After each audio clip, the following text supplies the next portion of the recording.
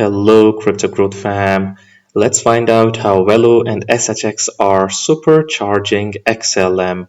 Folks, this is a continuation video. First, we saw how XLM is charging the entire infrastructure, and this is the second part. We're going to be checking out how Velo and SHX are supercharging XLM, and then we're going to be checking out what is happening with both of them, and they are doing remarkably well. The developments are really good, so stay tuned. The relationship is mutual.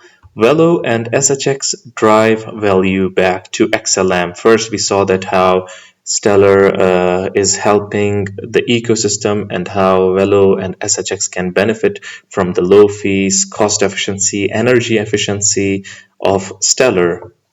Now look at this. How are Velo and SHX enriching the Stellar ecosystem? So diverse use cases. You want a good, if you are a good project, a good chain, it should be if you have good projects being built on top of it, that automatically increases the credibility and legitimacy of that chain and the network. So in this case, look at this. When it comes to Velo, Velo offers collateral-backed digital credits for lending and borrowing, while SHX powers merchant rewards and governance, drawing businesses. These services expand Stellar's user base, boosting XLM demand for fees. So ultimately, both of them will increase the demand for XLM, increase the demand for the Stellar ecosystem as a whole. They've got strategic partnerships which creates a domino effect, because if Velo and SHX they have good partnerships, it will have a trickle down effect on XLM as well. Look at this. Velo's alliances, Paxos, Travella, and SHX partnerships. Look at this, the huge names over here: IBM, Nacha. By the way, Velo's partners Solana as well in the blockchain world. So everything and anything will bring attention to Stellar, further enhancing XLM's utility. So this is sort of that symbiotic relationship that all these projects have in one another, especially Velo and SHX with XLM, because they are built on top of Stellar. So this is a symbolic payment infrastructure. Together, XLM, Velo, and SHX could form a global payment powerhouse, each with a distinct role, but on a grander scheme of things, all of them combining together to provide that new financial infrastructure. XLM is that highway, the backbone, and like I told you guys, enabling low-cost cross-border transactions and being energy efficient, low fees. Velo, the bank. Velo provides lending, borrowing, and digital credits, acting as the financial layer for users and businesses. So Velo has got a ton of product suites as well, which they collectively call the Web3 Plus. SHX, meanwhile, the marketplace for the merchants. It drives merchant payments, rewards, and DeFi cash advances, focusing on micropayments and whatnot, making Stellar accessible to different sorts of businesses, especially the small and medium businesses. Picture a small business owner in Asia. Now look at this. Now how all of these three are combining over here. So the example goes that if you imagine a small business owner in Asia borrowing funds via Velo's digital credits, paying a supplier with SHX, and settling instantly on Stellar with XLM. So this is a match made in heaven, basically. The holy trio of all of these projects. The use cases are diverse, yet achieving a single cohesive goal. Velo's Travella partnership enables travel bookings. This is a huge use case as well. And I'm going to be adding one more thing, that if it enables travel bookings, XLM and Stellar, they can provide a really good NFT infrastructure as well by with non-fungible tokens, tickets, and rewards, everything. SHX Fed now perhaps supports instant US payments, all powered by XLM's efficiency, like I told you guys, be it NFTs or transactions. So Stellar's Protocol 23 upgrades announced in June 2025 enhance blockchain efficiency and cross-chain compatibility. This aligns well with Velo's Warp Bridge development.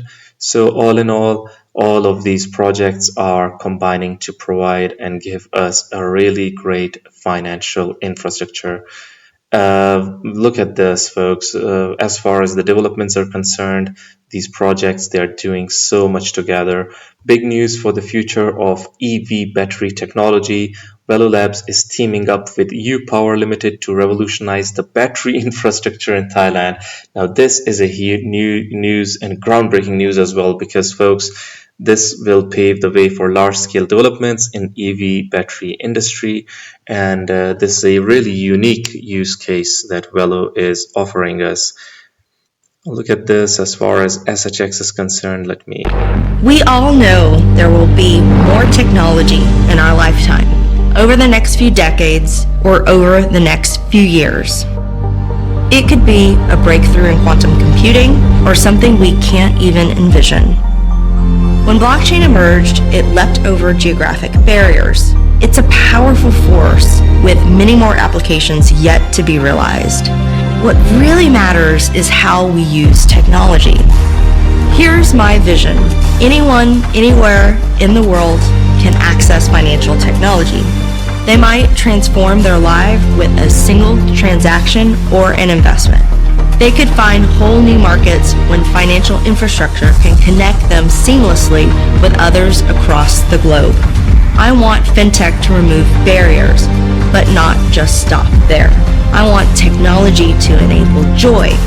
I want blockchain to fuel creativity. I want money to create meaning. Join me in Stronghold in shaping our shared financial future. Awesome. Folks, as far as Sean Burnett is concerned, check this out. Stronghold speaks again, transparency behind the escrow. I wrote an opinion somewhere that it has become really difficult for someone to rug pull Stronghold after the escrow. Anyways, let's hope that is indeed the case. What have I told you? We just made it mathematically impossible for ourselves to release all our tokens. Look at this. Mathematically impossible to release all our tokens into circulation at once. So this is what I'm talking about. Into circulation at once. We deployed a smart contract that even we can't override.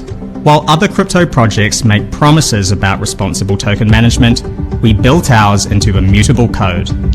60 individual accounts locked into a smart contract on Soroban, each holding 1 billion SHX, locked for 5 years with no admin keys, no backdoors, no emergency exits. Here's the part that makes this bulletproof. When tokens unlock monthly, any unused amount automatically relocks for another 5 years.